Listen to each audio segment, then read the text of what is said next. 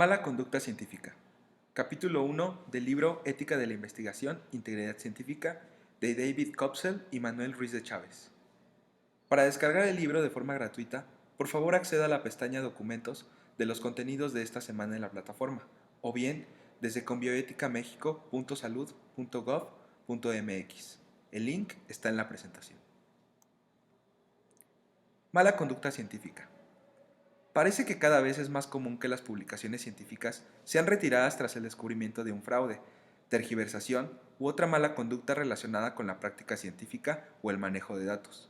Estos quebrantamientos han representado un problema para la ciencia desde sus inicios.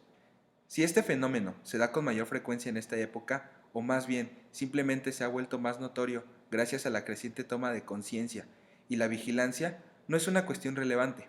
Aquí vamos a examinar su naturaleza, sus diversas formas, algunas de sus causas, así como analizar formas para encontrar y prevenir la mala conducta científica, específicamente el fraude. Fuentes y citas. En gran medida, la mala conducta en investigación proviene de reconocer en forma errónea las fuentes de los datos, algo que resulta inofensivo en apariencia. Sin embargo, lo que está en juego al proporcionar los medios adecuados para que otros puedan analizar el origen de los datos científicos es la capacidad para ayudar a que se reproduzcan o contradigan resultados. Una parte del ethos de la ciencia, porque la ciencia es una actividad comunitaria, es decir, que depende de un grupo de investigadores que realizan investigación básica para corroborar o desmentir postulados. Los científicos deben proporcionar a otros miembros de su comunidad los medios para desafiar sus hallazgos y confirmar los resultados de los experimentos. Omitir las fuentes de los datos o su manipulación fraudulenta puede resultar en un daño a la comunidad científica así como al público. Incluso los lapsos menores que impidan la evaluación completa de los datos utilizados pueden hacer que el progreso en un campo sea más difícil, aun cuando al principio pueda aparentar inocencia. La naturaleza de la empresa científica exige que las observaciones y experimentos sean verificados por investigadores independientes, proceso conocido como revisión por pares, con el fin de evitar la mala práctica. Todas las características relevantes de una observación o experimento deben quedar registrados. Cuando hablamos de mala praxis científica, queremos decir que la ciencia no se desarrolla de acuerdo con las normas de la propia ciencia y que a menudo termina siendo perjudicial para el progreso científico y para la sociedad. En ocasiones, al desarrollar una hipótesis o teoría, los científicos no logran desprenderse de sus propios intereses y pueden pasar por alto algunos datos o incluso adecuarlos de tal forma que se ajusten mejor a su visión de cómo el experimento debe resultar. En el peor de los casos, pueden manipular o tergiversar los datos de forma consciente para tratar de engañar al resto de la comunidad científica por las razones que sean. La parte más importante de un estudio científico son los datos, aunque la publicación y difusión de los resultados sean los aspectos que tienden a concentrar la mayor parte de la atención tanto de los científicos como del público. Ahora bien, aun si los resultados positivos suelen despertar mayor interés que los negativos, estos últimos tienen la misma importancia para el progreso de la ciencia, a pesar de que estos usualmente no se publiquen. La comunidad científica debe tener acceso a los datos que están detrás de un resultado publicado para evitar la mala práctica, con el fin de reproducir un experimento. Los datos en bruto deben presentarse claramente y estar a disposición de otros científicos. Esto puede ser necesario cuando se encuentren dificultades para replicar un experimento basado en resultados publicados. Un antiguo ejemplo de una falta de este tipo, incluso con resultados potencialmente peligrosos, es el mapa de las estrellas, el Amalgesto de Ptolomeo. Durante siglos, el mapa de las estrellas de Ptolomeo se convirtió en la fuente esencial de información sobre las estrellas visibles. Ptolomeo fue un astrónomo greco-egipcio que realizó un gran trabajo de observación de los fenómenos siderales, la Tierra y el sistema solar, además de que hizo aportes en óptica y otros campos. Vivió desde el año 90 hasta el 168 después de Cristo y realizó la mayor parte de sus observaciones, especialmente las relacionadas con el Almagesto en Alejandría, Grecia. Hiparco, a su vez, fue un científico menos conocido que vivió entre el 190 al 120 a.C. y trabajó en Rodas, a 5 grados al sur de Alejandría. Al parecer, había 8 observaciones detalladas de las estrellas, pero a pesar de que Ptolomeo y otros hicieron referencia a sus obras, sus trabajos originales no se conservaron. Aparentemente, tanto Hiparco como Ptolomeo se basaron en observaciones realizadas por astrónomos babilonios, cuyas obras tampoco sobrevivieron. La aparición de las estrellas en el cielo cambia con el tiempo. Esto era conocido por Ptolomeo y otros en el mundo antiguo. Los movimientos de las estrellas a través del tiempo se basan en una variedad de movimientos combinados, incluyendo el de las estrellas a través de la galaxia, así como la traslación y rotación de la Tierra. Ptolomeo hace referencia a la obra de Hiparco, pero afirma que los hallazgos sobre las estrellas plasmados en el Almagesto son el resultado de sus propias observaciones. Hay algunas razones por las cuales, con el tiempo, numerosos científicos han llegado a dudar de que esto pudiera ser así. Isaac Newton fue uno de los que acusó básicamente a Ptolomeo de plagio en la era científica moderna, tomando nota de una serie de factores. Él sugirió que Ptolomeo utilizó o incluso la mayor parte de los datos de Hiparco, en lugar de basarse en sus propias observaciones. El debate acerca de los pasajes del Almagesto que provengan de otras fuentes sigue vigente en la actualidad. Un estudio estadístico reciente, que se basa en las observaciones de las estrellas más australes del catálogo, establece la probabilidad de que las estrellas señaladas se observaron en un 90% desde Rodas, donde Hiparco hizo sus trabajos, y no desde Alejandría, donde Ptolomeo hizo su trabajo y aparentemente vivió toda su vida. Por supuesto, los estándares científicos para citas y referencias han cambiado mucho desde la antigua Grecia, pero el caso de Ptolomeo plantea algunas preguntas interesantes sobre el origen y el impacto de los deberes de los científicos de hacer referencias a las fuentes de sus datos correctamente. Sin un camino claro para que los científicos puedan rastrear las fuentes apropiadas para cada una de las observaciones de Ptolomeo, sus hallazgos son en mayor o menor medida inútiles para los futuros científicos, a pesar de su solidez y precisión. Ahora bien, el caso de Ptolomeo es significativo, puesto que a lo largo de los años se han encontrado irregularidades en el Almagesto, que podrían explicarse a partir de la diferencia de 5 grados entre el lugar donde Hiparco realizó sus estudios y Ptolomeo los propios, así como la diferencia de tiempo. Algunos han señalado que Ptolomeo parece haber tratado de corregir los errores anticipando esta situación, mientras que otros aseguran que sencillamente cometió errores significativos en sus propias observaciones que hacen que parezca que él intentó cubrirlos. En cualquier caso, debido a su omisión de estos ajustes y las fuentes de sus estudios, pues hay indicios de que se basa en el trabajo de otros, su Almagesto se hace más o menos inútil para la ciencia, así como potencialmente peligroso para una cierta porción del público, especialmente si tenemos en cuenta que hasta el siglo XIX la navegación dependía casi exclusivamente de las observaciones celestes y la predicción precisa del lugar de las estrellas era una cuestión fundamental. Un registro claro de datos no es una cuestión de cortesía o de reconocimiento del trabajo de otros, sino que es un medio para comprobar y refinar las hipótesis y teorías sobre la base de las observaciones realizadas en el pasado. Omitir este registro hace un flaco favor a la comunidad científica y entra en conflicto con el ethos de la ciencia. El avance de la ciencia depende de la interacción de la comunidad. Por ello, es importante que se faciliten las fuentes y se contabilicen con exactitud los medios, el lugar y la hora de cada estudio. Por ejemplo, Ptolomeo no compartió las fuentes de algunas de sus supuestas observaciones. Por tanto, es imposible para los investigadores confiar en su exactitud y utilizarlas para mejorar el corpus del conocimiento sobre las estrellas. El Almagesto de Ptolomeo fue utilizado por cerca de 1000 años como referente para el estudio del cielo y la navegación. Su fiabilidad se daba por supuesta, además de que por mucho tiempo no hubo una teoría rival fuerte o no hay información para cuestionarla. Por otra parte, los estudios que realizaron Hiparco y otros sobre las estrellas se habrían perdido o olvidado debido a la preeminencia de esta obra. Esto fue una pérdida para la ciencia y provocó un contratiempo significativo al avance científico. La recolección de datos, manipulación y curaduría. Otro ejemplo más reciente es el de Robert Millikan y sus intentos de medir la carga de un electrón. A principios del siglo XX surgieron dudas en cuanto a la naturaleza de los electrones. Algunos aseguraban que había grados de carga, mientras otros argumentaban que el valor era unitario. Millikan creía que la carga del electrón era unitaria, mientras que Felix N. Hub aseguraba que se trataba de una graduación. Ambos diseñaron mecanismos experimentales semejantes para tratar de medirlas. Sin embargo, alcanzaron conclusiones diferentes. El problema al que se enfrentaron en el diseño de sus experimentos fue que la carga del electrón es muy pequeña, y los mecanismos para la medición en ese momento eran todavía primitivos para la tarea. A pesar de que los resultados de esos experimentos fueron realmente inconclusos, Millikan publicó sus hallazgos en los que se concluía la carga negativa del electrón y unos años más tarde recibió el premio Nobel como resultado de su labor científica. Sin embargo, sus datos experimentales no apoyan necesariamente su conclusión. En 1978 fueron descubiertos los cuadernos de laboratorio de Millikan, que incluían información reveladora. En cambio, los de Ehrenhard se perdieron cuando huyó de Austria al principio de la Segunda Guerra Mundial. Lo que revelan estos cuadernos fue que él no guardó y mucho menos publicó todos los resultados de sus experimentos.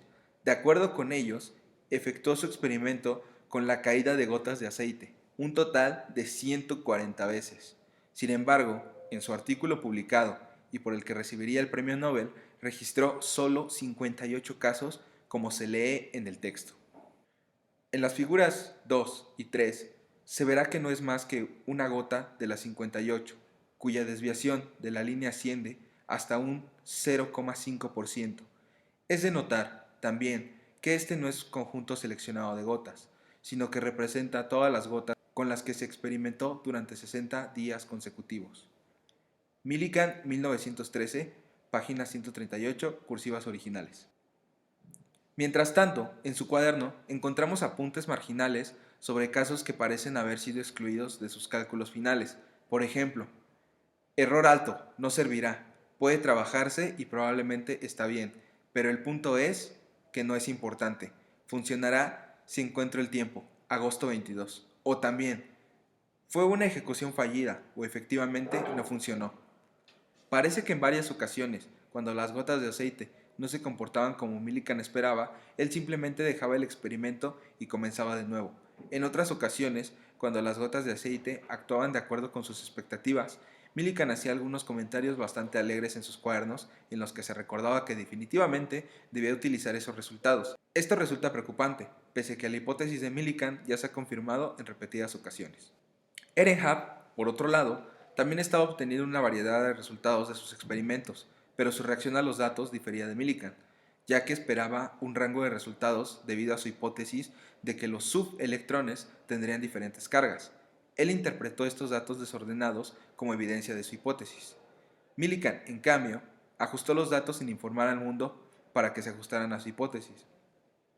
Si hubiera publicado todos los resultados de su experimento, se hubiera asemejado más a la teoría de Ehrenhard y quizá no hubiera recibido el premio Nobel. De hecho, en el momento en que fue galardonado con el premio, se desarrollaba un debate polarizado acerca de los resultados experimentales de Millikan y otros, además de que se presentaban dificultades para replicar la delicada configuración experimental. No obstante, la opinión se volcó hacia una carga unitaria para el electrón y hasta ahora los experimentos posteriores lo han confirmado. Millikan, empero, no cumplió con el ethos de la ciencia al ocultar un registro de datos que podría haber ayudado a ponerle fin mucho antes a la controversia, lo cual pone en entredicho su carácter como científico. ¿En qué sentido ha resultado perjudicial para la ciencia el engaño de Millikan? Después de todos los años de estudios adicional, no han podido refutar su hipótesis y la carga unitaria del electrón es la teoría establecida. Él, al parecer, estaba en lo correcto al defender sus supuestos y sus acciones. Omitir información podría entenderse como la depuración de datos desordenados, a fin de evitar el error que el aparato de medición primitiva no pudo corregir. Hay una serie de razones para criticar lo que Millikan hizo, pues, en última instancia, su comportamiento resultó perjudicial para la ciencia. Como muchos, incluyendo a Richard Feynman, han concluido, Millikan mintió, sencillamente cuando afirmó en la publicación por la que recibió el premio Nobel que estaba reportando todas sus observaciones.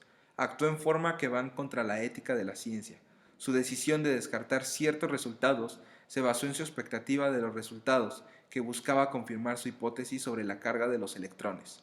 Él no pudo mantener sus intereses al margen y carecía de imparcialidad.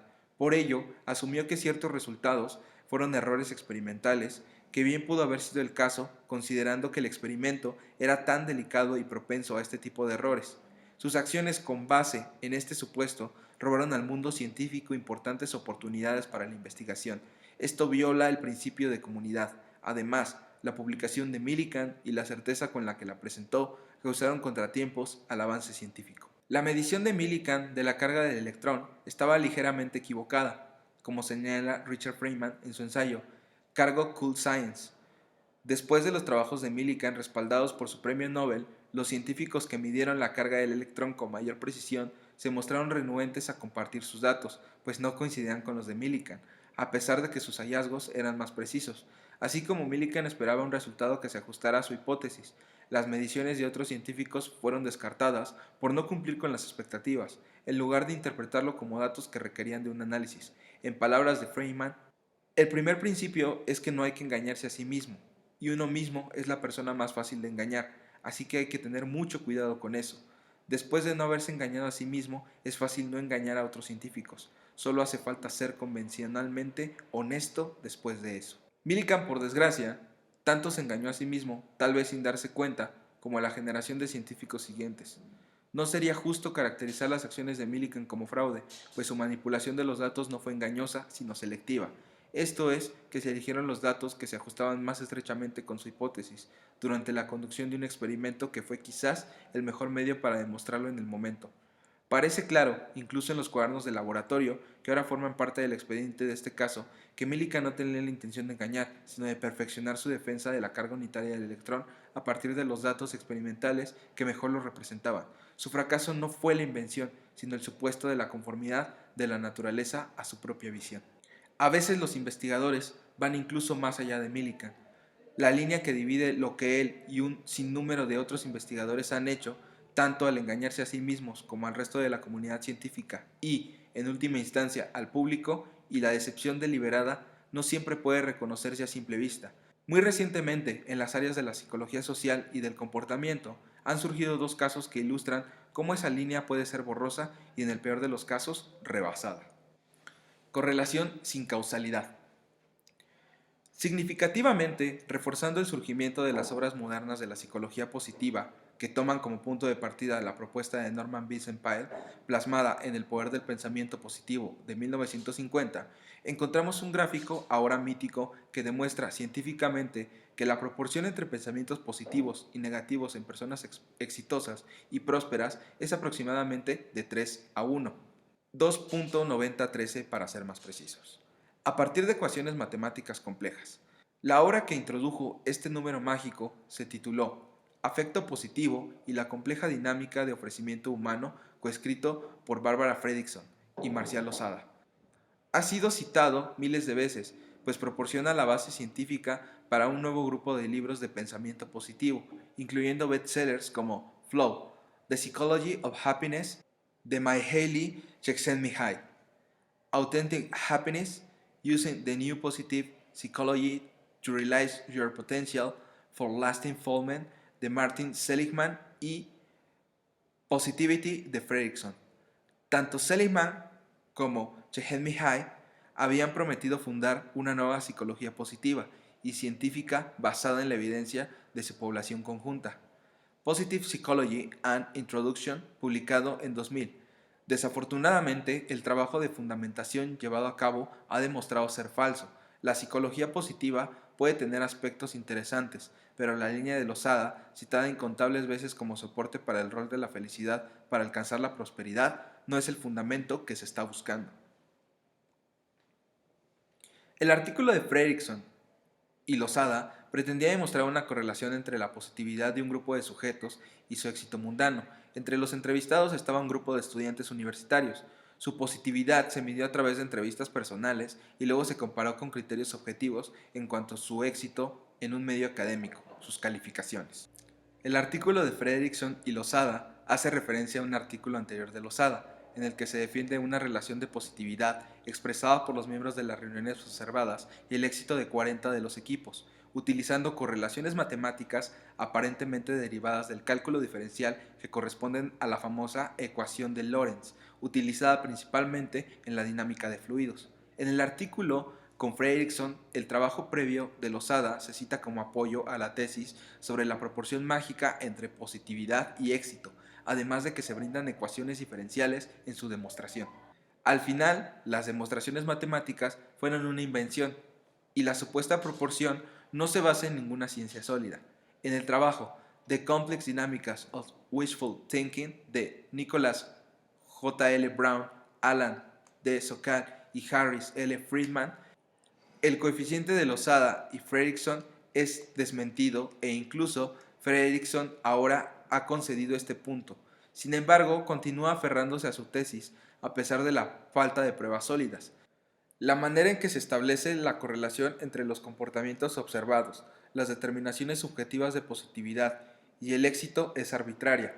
Brown, Sokal y Friedman demostraron que incluso si hay algunas opciones arbitrarias de medida utilizadas en el trabajo funcional, el trabajo anterior de Losada, en el que se empleaban ecuaciones diferenciales para tratar de medir la positividad en el uso del lenguaje y los resultados, esas medidas no se esclarecen y las opciones para delimitar esas medidas arbitrarias no son explícitas. No hay manera de duplicar la investigación y la naturaleza de ambas mediciones subjetivas y objetivas de los valores involucrados, positividad y éxito. Requiere necesariamente de decisiones arbitrarias en la medición.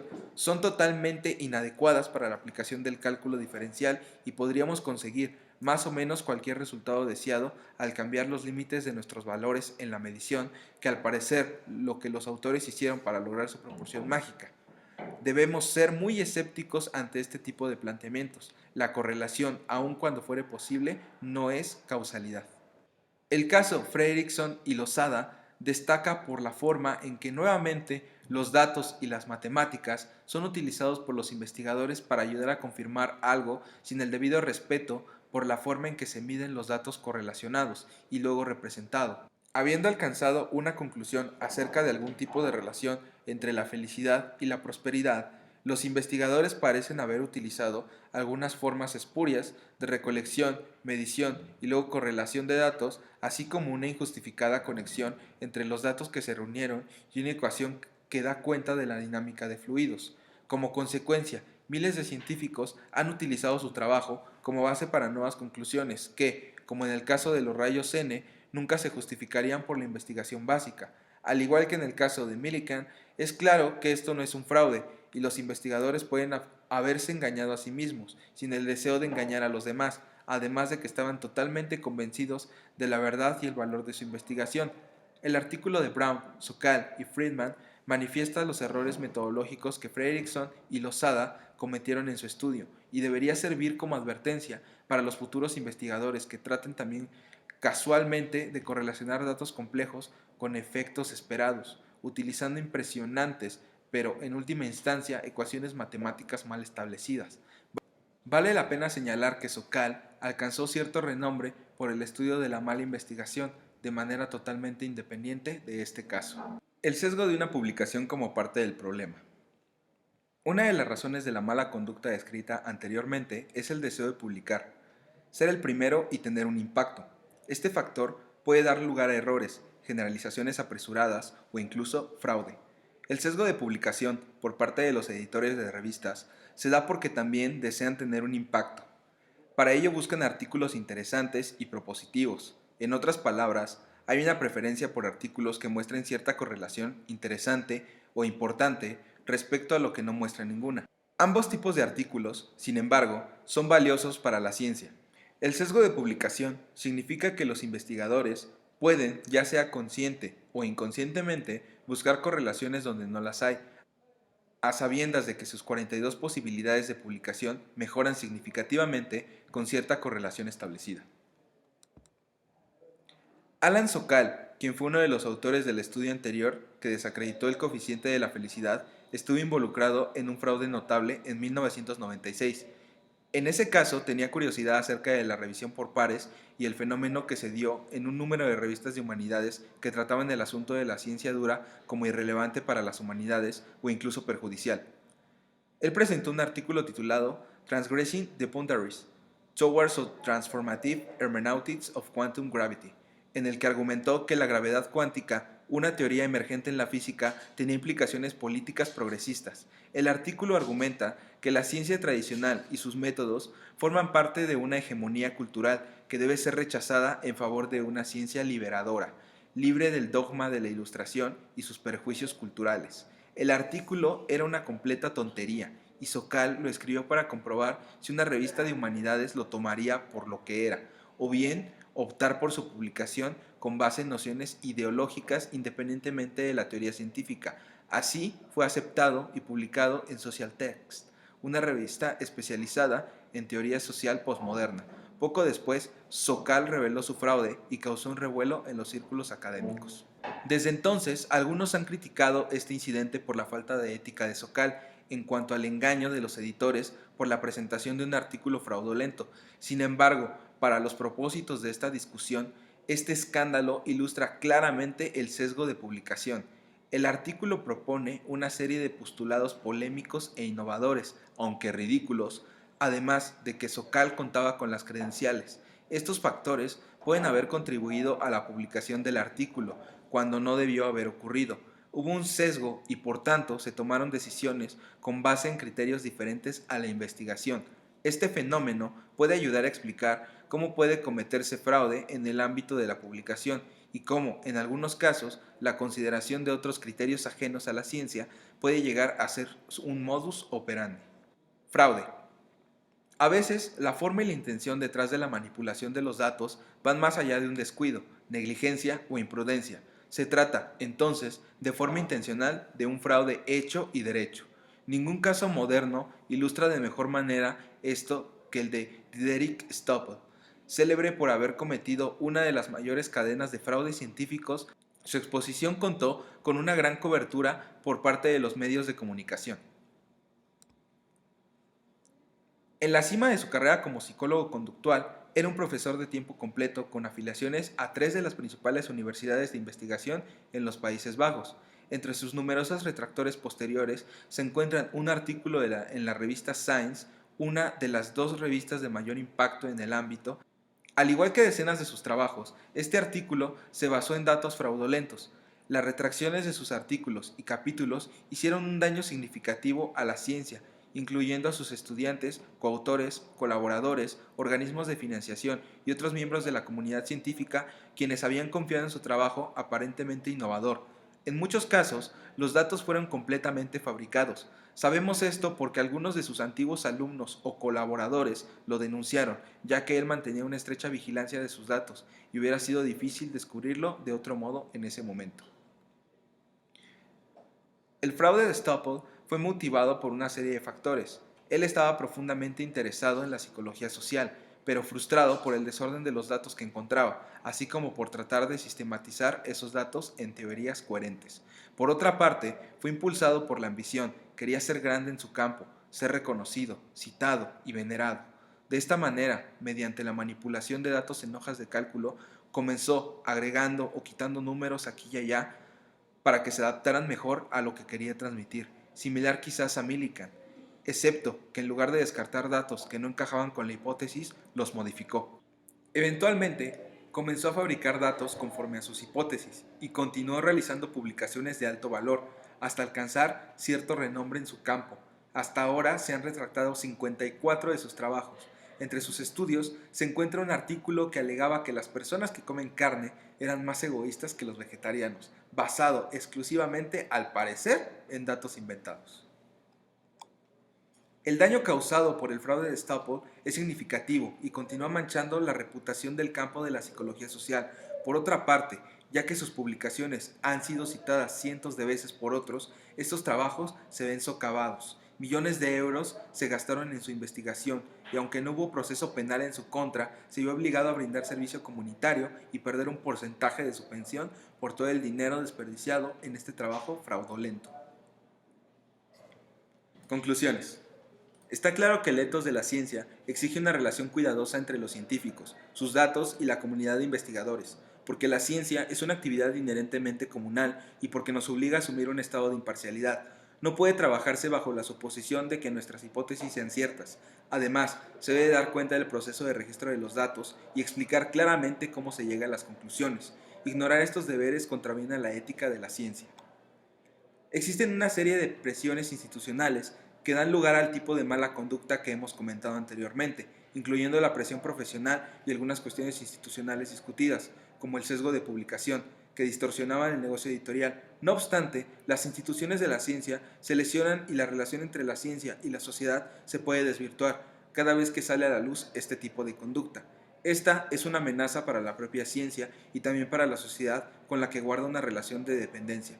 Los científicos deben mantener los casos anteriores en mente y considerar cómo fueron afectados no solo los científicos implicados, sino también las instituciones, otros actores como el público y la comunidad de científicos que aparentemente trabajan con un objetivo y una meta común: la verdad.